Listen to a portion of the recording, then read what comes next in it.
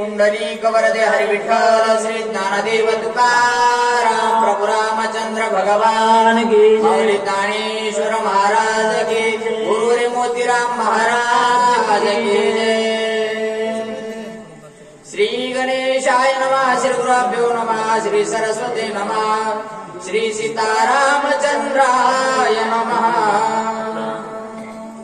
कर जोडून या वंदन करुणी विनवी हनुमा मी विदून मारिनी अप्सरा जाना स्वर्ग भूषण स्वर्गीचे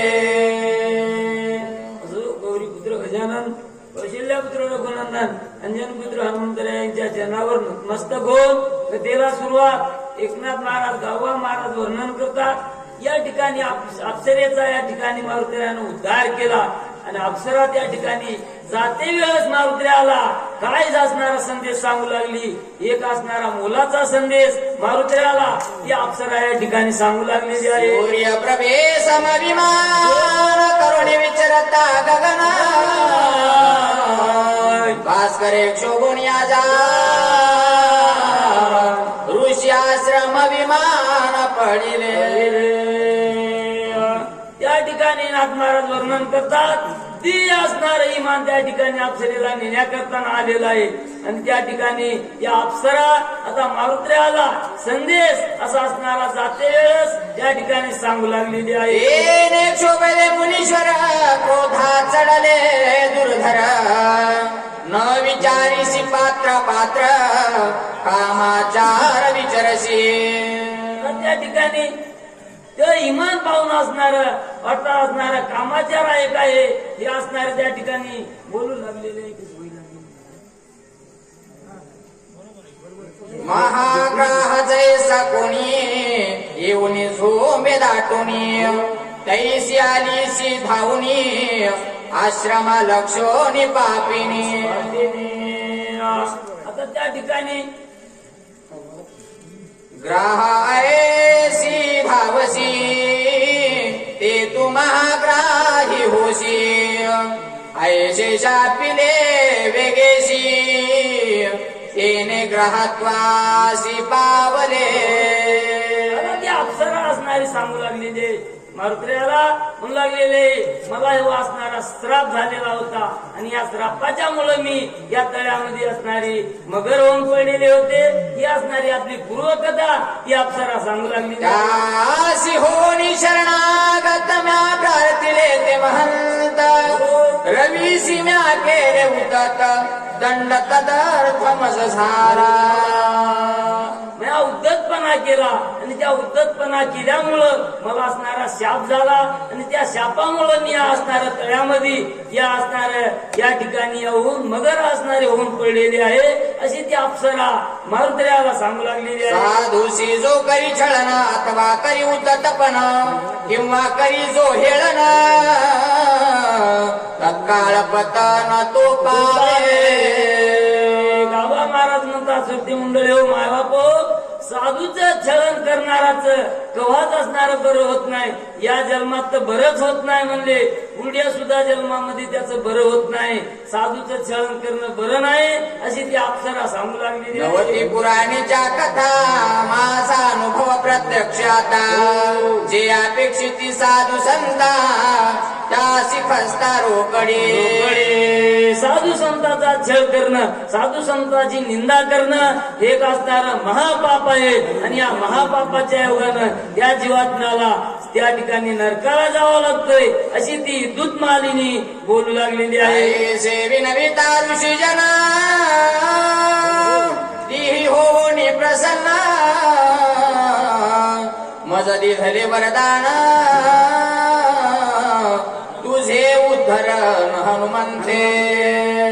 मला असणारा त्या ठिकाणी मी ऋषी महाराजाला शरण गेले आणि शरण गेल्यावर मला उशाप दिला की हनुमंतराय आदी या तळ्यावर येतील आणि असणारा तुझ्या चरणाचा मारुतीरायाच्या स्पर्श झाल्याबरोबर तुझा उद्धार होईल असा दूत मानेलीला त्या ठिकाणी उशाप दिलेला आहे असं म्हणून होणी जळवासी कपिसी धरीसी पायासी स्पर्श होता सजनासी तेने उद्धरसी सत्संगे. असा संतांच्या चरणाचा महिमा त्या ठिकाणी सांगू लागलेले आहे. एवढा संतांच्या चरणाचा महिमा आहे. संत चरणाला जर लागत असत आणि वासनेचे बीज जळवणी जाय या प्रकारचा आता या ठिकाणी संतांच्या पायाचा स्पर्श झाल्याबरोबर तुझा उद्धार होईल म्हणून हुशार दिलेला आहे म्हणतात. सत्संगास्तव पाहि संसार करती ते देही इतर शाप बापुडे काही मुक्त होई जे सत्संगे. आता सत्संग झाल्याबरोबर गावबा महाराज म्हणतात त्याचा उद्धार झाल्याशिवाय राहत नाही. नोय नोय तू असणारा वैकुंठाला गेल्याशिवाय राहत नाही असं असणार गावबा महाराज या ठिकाणी वर्णन करतात. ते पासून मी वर्षायुक्त युक्त होते मी तुझी वाट पाहत झाले निर्मुक्त तुझी ज्ञाने. हे मारुद्रा मी वर्षानुवर्षे या ठिकाणी तुमची वाट पाहत आहे. आज मारुद्रा येतात उद्या येतात डोळ्यामध्ये तेल घालून तुमची वाट पाहत होते. आज योगायोग लागला आणि तुम्ही आले या ठिकाणी आणि माझा असणारा उद्धार केला. तुमचे असणारे उपकार माझ्यावर अनंत आहेत असं असणार बोलू लागलेले आहे. मरणावस्था मज नाही गा सर्वथा म्हणून कळी काळ हानोनीला स्वरूपता पावले. ते स्वर्गाचं भूषण असणार होतं. ती विद्युत मालिनी एक असणार स्वर्गामध्ये असणार राहणारी होती. ते म्हणू लागलेले मारुत्र्या मला हे जन्मन आणि मरण माझ्या मागे अजिबात नाही. आता या शापामुळं मला या असणाऱ्या तळ्यामध्ये येऊन पडावं लागलं अशी असणारी महती सांगू लागलेली आहे. आपुले निज सुख पाहि निरूपावे सद्गुरु पाये ते मिलादले सर्व हे झाले उत्तराई भवश्रमा.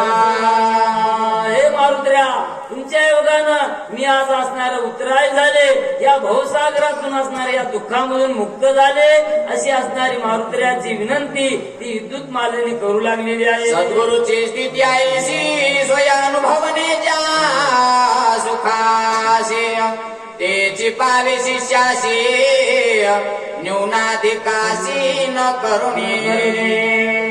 गुरुची कृपा झाल्यावर शिष्याला असणारा त्या ठिकाणी परमहरिक किंवा असणारा त्या ठिकाणी शिष्याची असणारी महती असं असणार गावबा महाराज असणार वर्णन करतात. विद्याचे समस्त वित्त पुत्र स्वामित्व अंगीकारित तैसे सद्गुरु सुख समस्त शिष्याक्रमित भावारथे.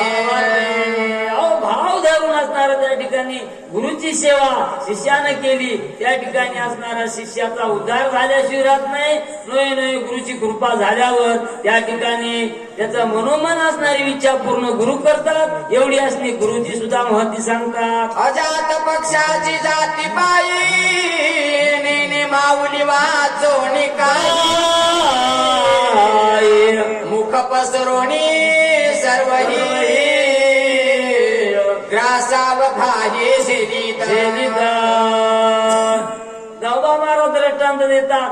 जशी असणारी आकाशामधून असणारे ते अजात नावाचं पक्षी येतंय आणि वरूनच असणारं चारा पिलाला देतंय आणि त्या ठिकाणी त्या पिलाला तृप्त करतंय. नोय नोय त्याला शांत करतंय. या प्रकारची गुरुमाऊली आहे असं असणार वर्णन करतात. तेही तैसेची प्रेमे तेने विसरोनी आपुले खाणे सगळा घास बाळका देणे